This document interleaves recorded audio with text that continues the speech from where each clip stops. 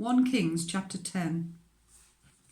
When the Queen of Sheba heard about the fame of Solomon and his relationship to the Lord, she came to test Solomon with hard questions, arriving at Jerusalem with a very great caravan, with camels carrying spices, large quantities of gold and precious stones.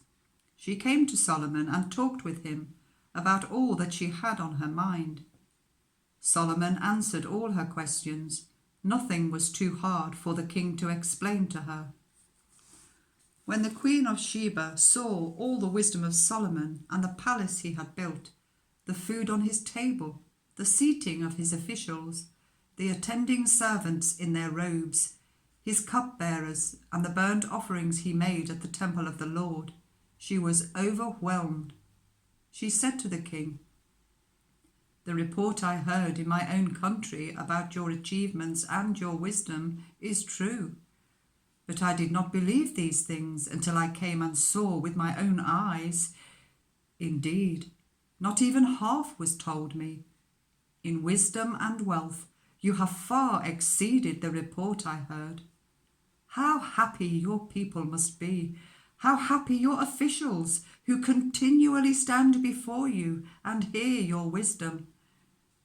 Praise be to the Lord your God, who has delighted in you and placed you on the throne of Israel. Because of the Lord's eternal love for Israel, he has made you king to maintain justice and righteousness." And she gave the king 120 talents of gold, large quantities of spices, and precious stones. Never again were so many spices brought in as those the Queen of Sheba gave to King Solomon. Hiram's ships brought gold from Ophir, and from there they brought great cargoes of almug wood and precious stones. The king used the almug wood to make supports for the temple of the Lord and for the royal palace, and to make harps and lyres for the musicians. So much almug wood has never been imported or seen since that day. King Solomon gave the Queen of Sheba all she desired and asked for, besides what he had given her out of his royal bounty. Then she left and returned with her retinue to her own country.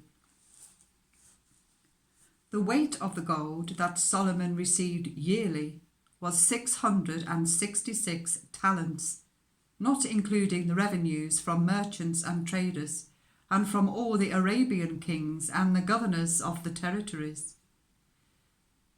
King Solomon made 200 large shields of hammered gold.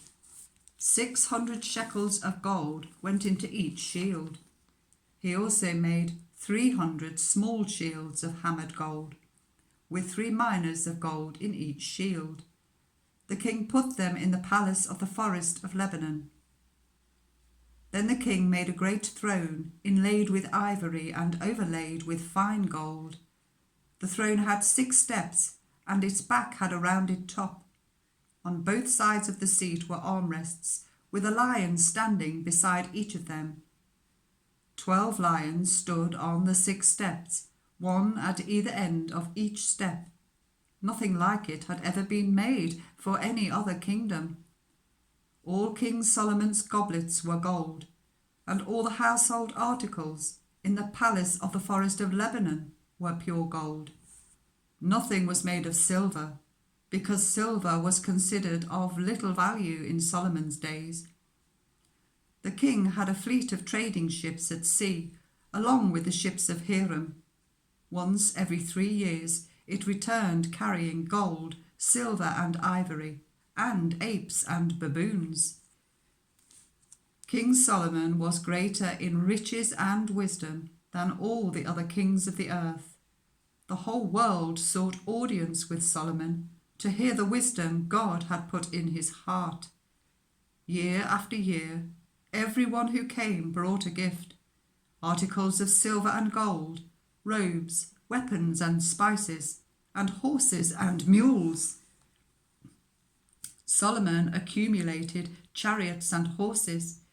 He had 1,400 chariots and 12,000 horses, which he kept in the chariot cities, and also with him in Jerusalem.